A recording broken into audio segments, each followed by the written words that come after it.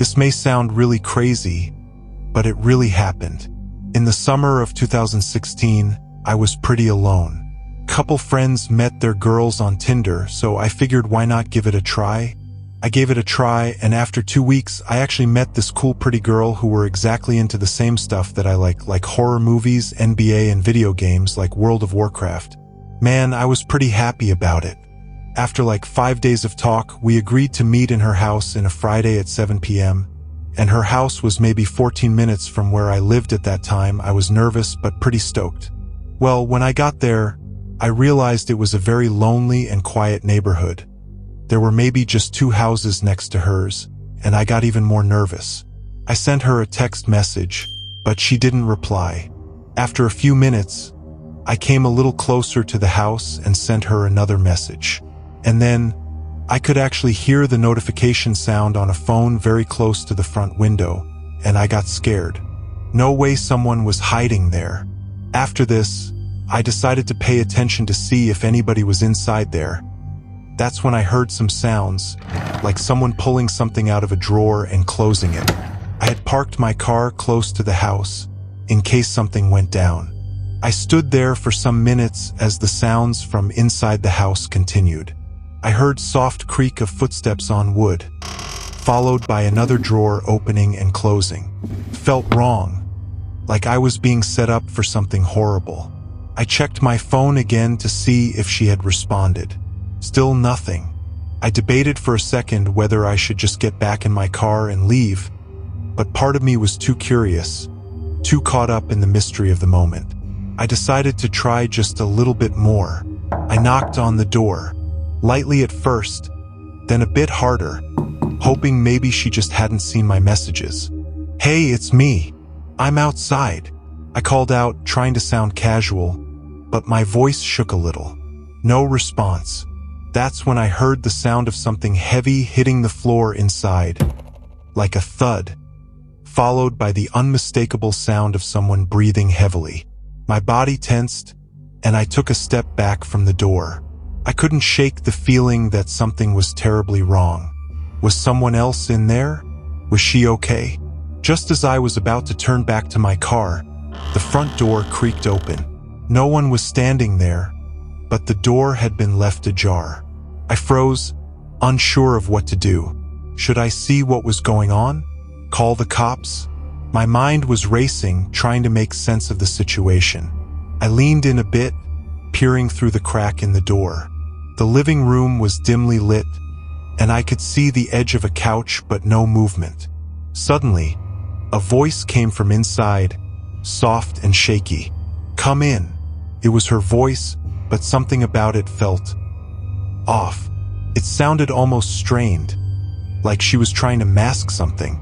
I called out her name, asking if she was okay, but there was no response, just the eerie silence that followed.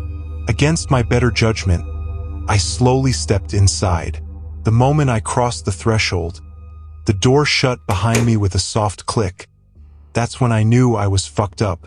My heart pounded in my chest as I slowly moved through the dimly lit living room. Then, I could hear faint whispers coming from another room, but I couldn't make out what they were saying.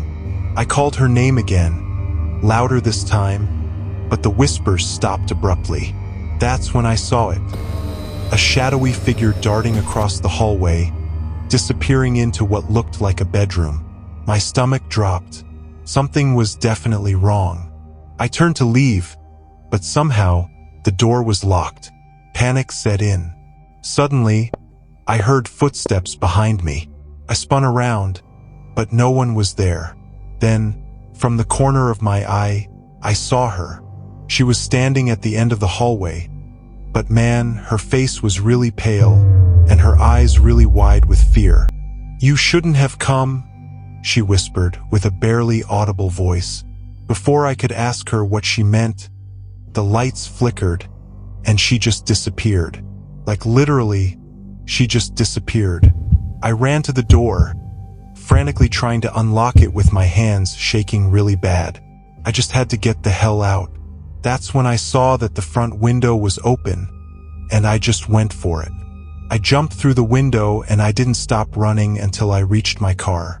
I jumped in, started the engine, and peeled the hell out of that neighborhood as fast as I could. I never heard from her again. In fact, her profile on Tinder had disappeared. When I tried to find her online, her profile had vanished.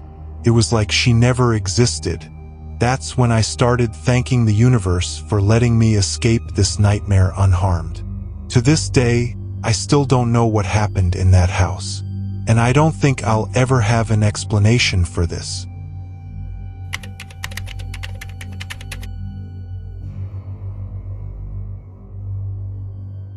I was 19 years old and I never met too many girls, so I made the decision to install Tinder just for the heck of it, and maybe even make some new friends.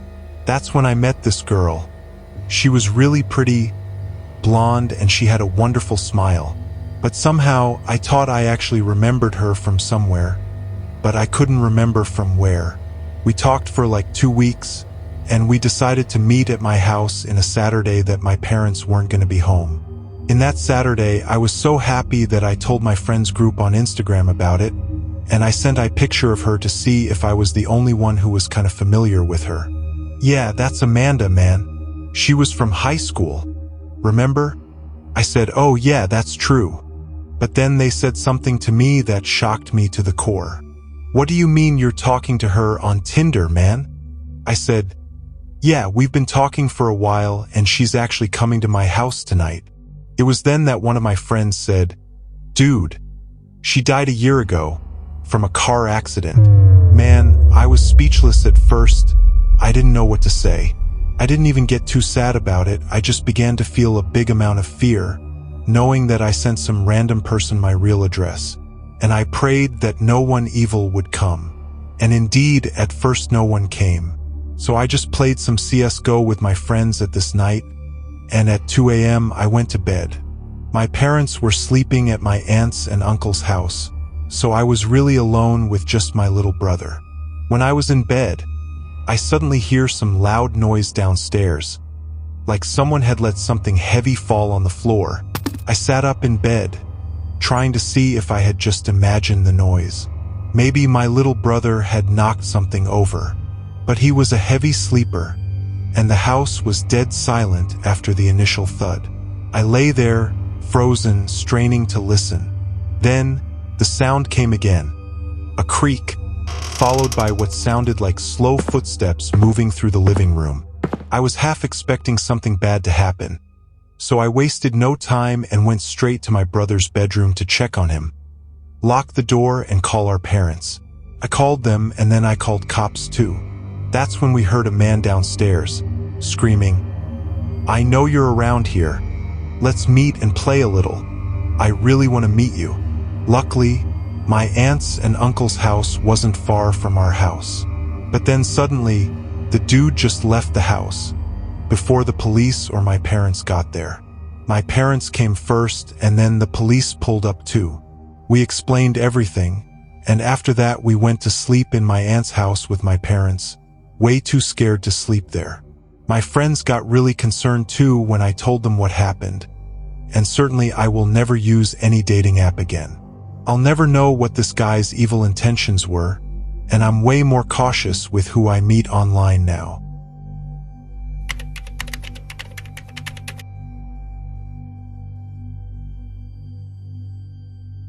I had just broken up with my girlfriend a few years ago.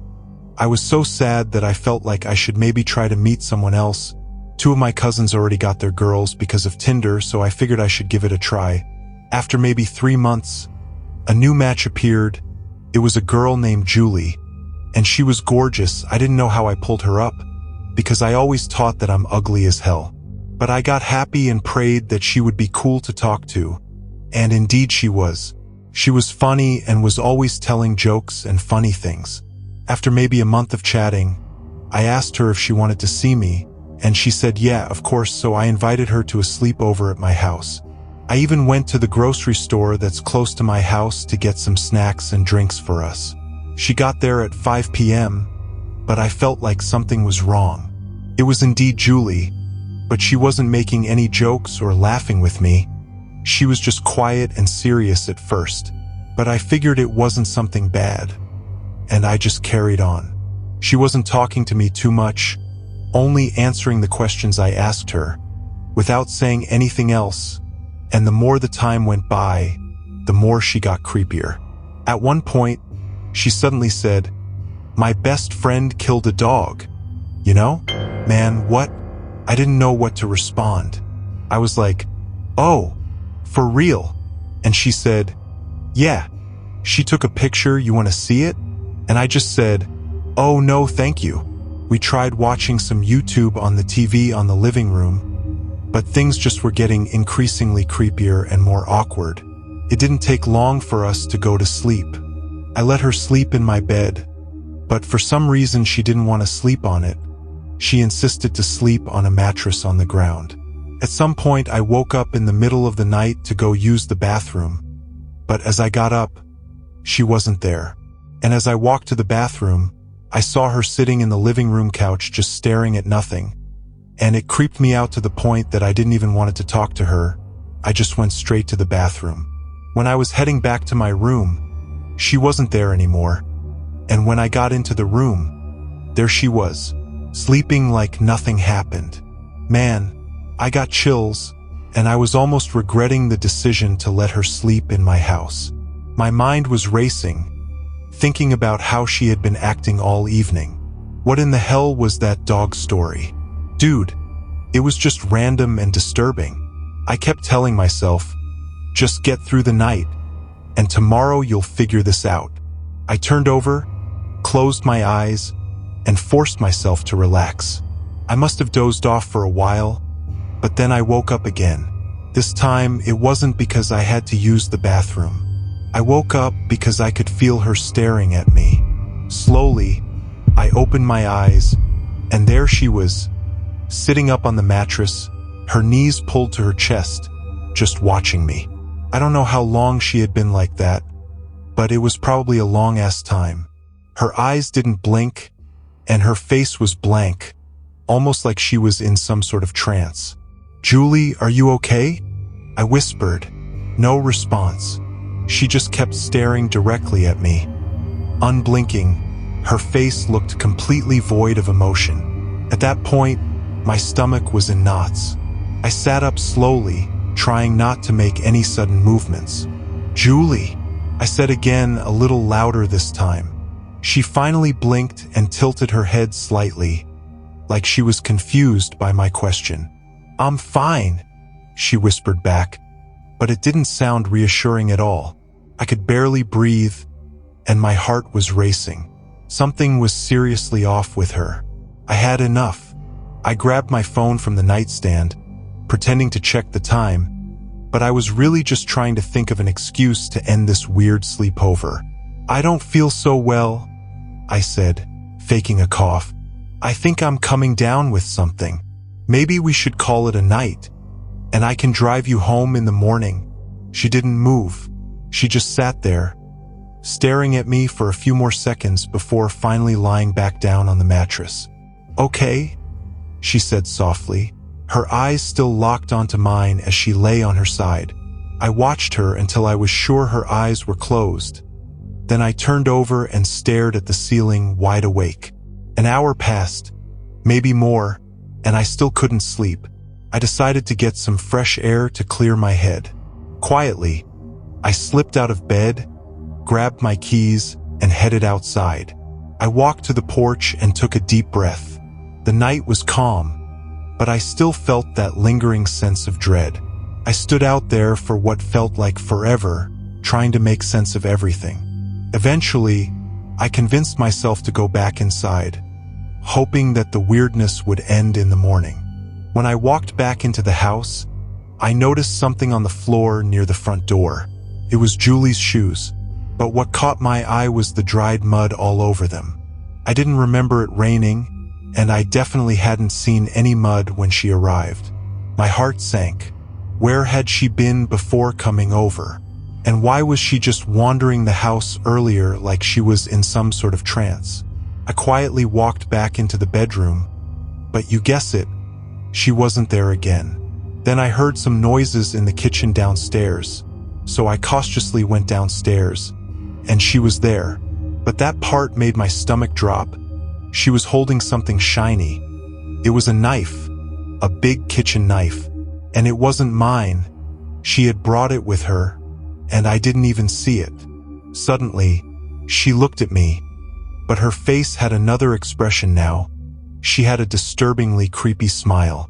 Her head twisted directly towards me, like a scene from a horror movie. And then, without warning, she ran towards me, screaming, "I'm gonna get you! You're done!"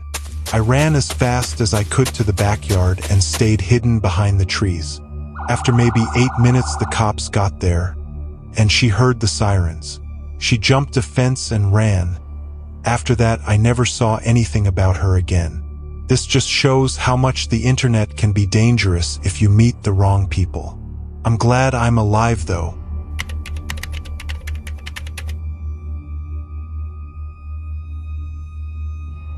I went on a Tinder date with a dude 10 months ago on a Sunday afternoon. Met up with the guy around 4 p.m. He had a really good energy and was really kind. We went to a restaurant close to my home for a few drinks and appetizers, and we met outside the restaurant, but he didn't look like the photos too much, like they were heavily photoshopped. I still gave it a try. When we got there, I thought we were going to eat something first, but as soon as we sat down, he ordered 3 margaritas just like that. And they were strong. He got drunker and drunker and started telling me that he loved me. I thought he was joking at first, but I saw the look on his face getting increasingly serious. I still tried to laugh it off and was like, "Let's take it a little slower, we just met today." But then he got mad. In fact, he got so mad that he started to shout on the restaurant and make me really uncomfortable. He slammed his fist on the table, knocking over his glass. I glanced around nervously, hoping someone would intervene, but no one did. The restaurant wasn't too crowded, but the few people who were there pretended not to notice. My heart started racing, and I realized I needed to get out of there. "Oh, sorry. I forgot I have to pick up my cousin from school. I think it's time for me to go," I said. I stood up grabbing my purse, but he reached out and grabbed my wrist tight. "You're not going anywhere right now." He slurred with his eyes bloodshot from the alcohol. Panic rose in my chest, but I forced myself to stay calm. "Let me go," I said firmly, pulling my hand away. To my surprise, he let go, but his expression darkened. "You don't get it, do you?" he muttered, standing up as well, stumbling slightly. I took a step back, feeling the edge of the table against my hip. "I'm not just some guy," he said, his voice low now, almost too calm. "I can make your life hell if you walk out on me." I got speechless. I quickly backed away, grabbing my phone from my bag, and headed for the door without looking back. I could hear him muttering something behind me, but I didn't stop. Once outside, I hurried to my car, fumbling with my keys. My hands were shaking as I finally got the door open and slid into the driver's seat, locking the doors behind me.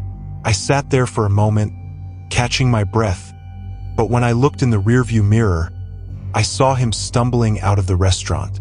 He looked around for a moment, then spotted my car. He started walking toward me, his face twisted with anger. Without thinking, I turned the key in the ignition, but that's when I thought I was going to get really screwed up.